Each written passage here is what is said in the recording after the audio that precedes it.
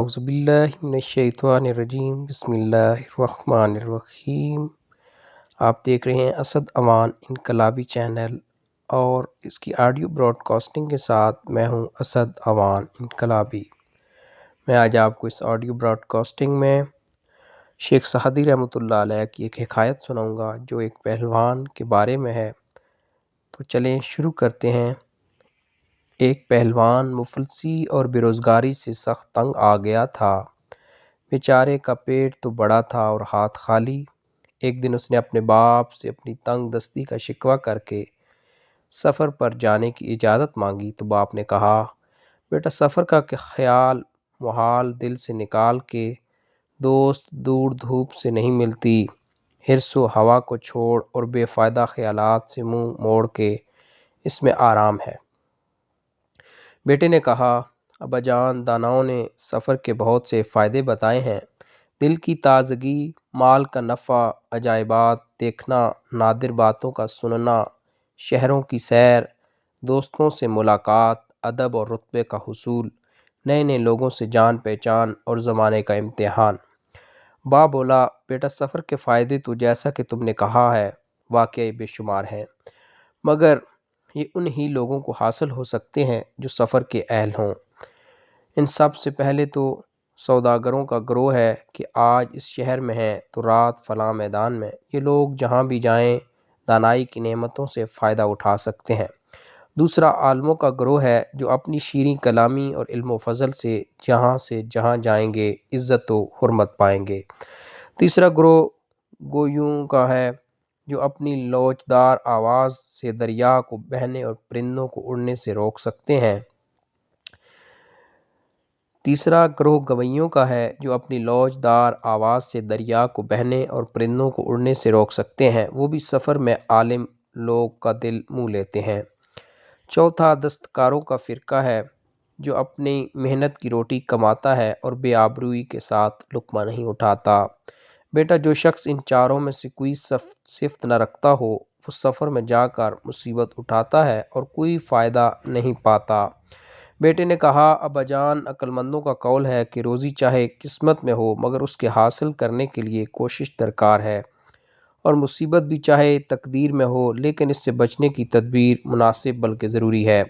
بس ایسی حالت میں کہ میں مست ہاتھی پر حملہ کرنے کی طاقت اور خوفناک شیر کا پنجہ توڑنے کی جرأت رکھتا ہوں، مجھے بھی سفر کرنا چاہیے کہ اس سے زیادہ غربت اور مفلسی برداشت نہیں ہو سکتی۔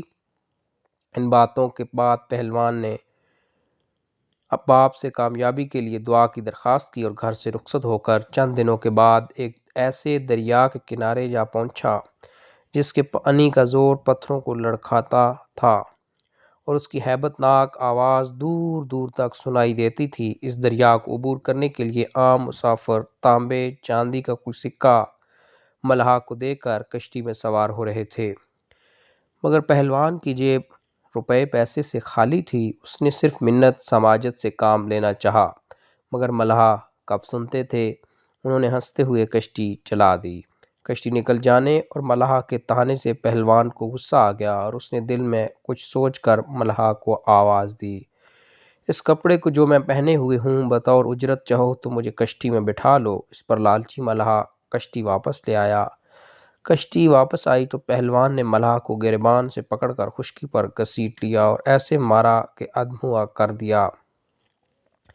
جب ملحا کساتی امداد کو اترا تو پہلوان نے اسے بھی مزہ چکھایا۔ آخر جب دونوں پٹ پٹا چکے تو انہوں نے یہ صلاح کی، اجرت پر خاک ڈالو، اسے مفتی بٹھا ڈالو، آئندہ جو کچھ ہوگا دیکھ لیا جائے گا۔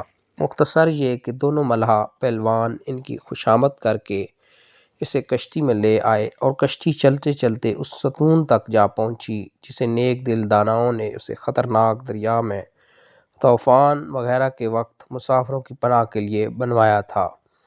ستون کے قریب پہنچ کر ملحا نے آواز دی، کشتی کئی جگہ سے ٹوٹ گئی ہے، اگر کوئی طاقتور آدمی کشتی کا لنگر لے کر اس ستون پر جا کھڑا ہو تو ہم لوگ کشتی کی مرمت کر لیں۔ بولا بالا پہلوان دشمن کے دھوکے میں آ گیا اور زور جوانی میں کشتی کا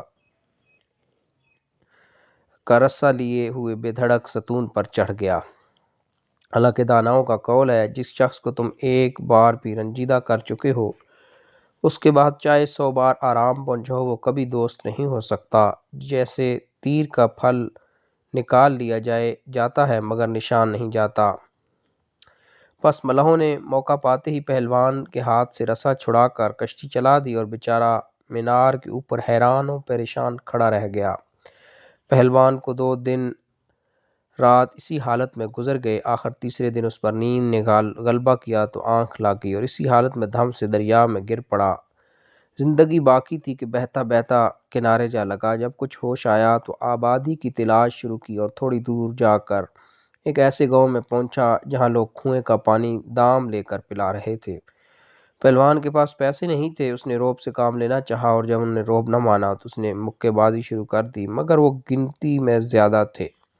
سب مل کر اس پر پل پڑے اور مار مار کر بھرکس نکال دیا۔ پہلوان یہاں سے مار کھا کر ایک قافلے کے پیچھے ہو لیا۔ یہ قافلہ ایک ایسے علاقے سے گزر رہا تھا جہاں ڈاکوؤں کا خطرہ تھا۔ پہلوان نے قافلے والوں کو دلاسا دیا کہ گھبرانے کی بات نہیں، میں اکیلا ہی 50 پر بھاری ہوں۔ وہ لوگ اس کی باتوں میں آ گئے اور خوب مطمئن ہو کر خاطر تواضع کرنے لگے۔ پہلوان کو بھوک پیاس نے پہلے ہی ستا رکھا تھا۔ منزل پر پہنچ کے اس نے ایسا پیٹ بھر کر کھایا اور اتنا پانی پیا کہ نیند آ گئی اور وہ پڑتے ہی سو گیا۔ اس کے سو جانے کے بعد قافلے میں ایک تجربہ کار بوڑھے نے کہا کہ دوستوں، ایک نقل مشہور ہے۔ کسی غریب کے پاس کچھ روپے جمع ہو گئے تھے جن کی حفاظت کے لیے وہ ہر رات گھر جاگتا رہتا تھا۔ آخر روزمرہ کی بے خوبی سے تنگ آ کر اس نے ایک دوست کو اپنے یہاں سلانا شروع کیا کہ دونوں کے باری باری جاگنے سے رات کٹ جایا کرے گی۔ لیکن دوست کو جب روپوں کی خبر ہوئی تو ایک رات چپکے سے وہ تمام مال سمیٹ کر چلتا بنا اور غریب نے مال جانے پر رونا پیٹنا شروع کر دیا۔ محلے والوں نے اس کو روتے دیکھ کر پوچھا، کیا تمہارے گھر چوری ہو گئی ہے؟ اس نے کہا، دوستوں، مجھے چوروں نے نہیں، محافظ نے لوٹ لیا ہے۔ یہ نقل سنا کر بوڑھے میاں نے کہا، عزیزو، کیا معلوم ہے کہ یہ شخص بھی چوروں کا یار ہو اور قافلے میں اس لیے شامل ہو گیا ہو کہ انہیں اطلاع دے کر ہمیں لٹوا دے۔ پس مناسب یہی ہے کہ ہم اپنا راستہ لیں اور اسے یہیں سوتا چھوڑ دیں۔ قافلے والوں کو بوڑھے کی بات پسند آئی اور سب نے کوچ کی ٹھہرائی، کیونکہ محبت کی جگہ ان کے دل میں پہلوان کی طرف سے دہشت بیٹھ گئی تھی۔ قافلہ چل دیا اور پہلوان بے خبر سویا رہا، یہاں تک کہ دن چڑھ آیا۔ آخر دھوپ کی تیزی نے اسے گرما کر اٹھا دیا تو دیکھتا کیا ہے کہ قافلے کا کوسوں پتہ نہیں، جنگل ہے اور خدا کی ذات اور تنہائی پر بہت سٹایا۔ پہلوان اس بے بسی پر رو رہا تھا کہ ایک شہزادے نے اس کی آواز سنی جو اتفاقاً سیر و شکار کے لیے وہاں آ گیا تھا۔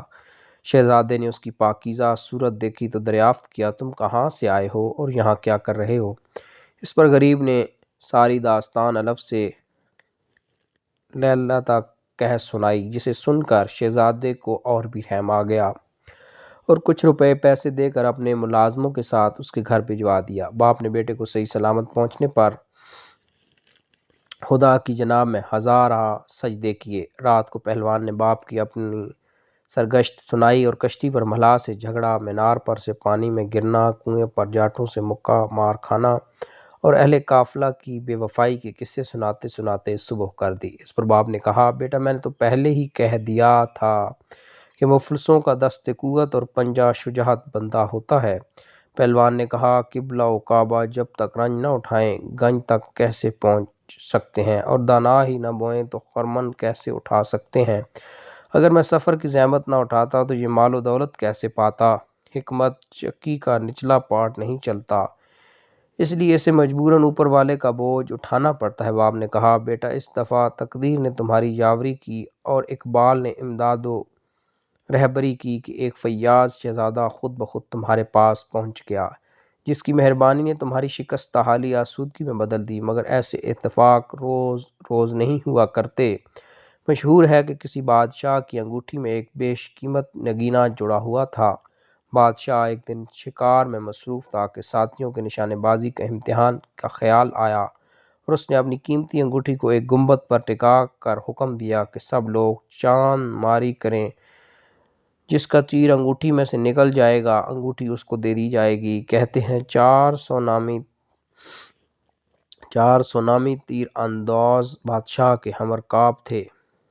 سب نے نشانہ لگایا لیکن ہر شخص کا نشانہ خطا گیا۔ ایک لڑکا جو کہیں آس پاس کوٹھے پر چڑھا چاروں طرف کھیل کے طور پر تیر پھینک رہا تھا، اس نے جو انگوٹھی کو نشانہ بنا کر تیر پھینکا تو بے ساختہ پار نکل گیا، جس پر بادشاہ نے انگوٹھی کے علاوہ انعام و خلعت سے بھی سرفراز فرمایا۔ لیکن دانا لڑکے نے انگوٹھی اور خلعت و انعام لینے کے بعد تیر و کمان کو آگ میں جلا دیا کہ آج کی تحسین و آفرین ہمیشہ قائم رہے۔ امید ہے دوستوں آپ کو یہ کہانی پسند آئی ہوگی۔ مزید اور اچھی ویڈیوز اور اس طرح کی کہانیوں کے لیے میرے چینل کو سبسکرائب کریں، ویڈیو کو لائک کریں اور شیئر کریں۔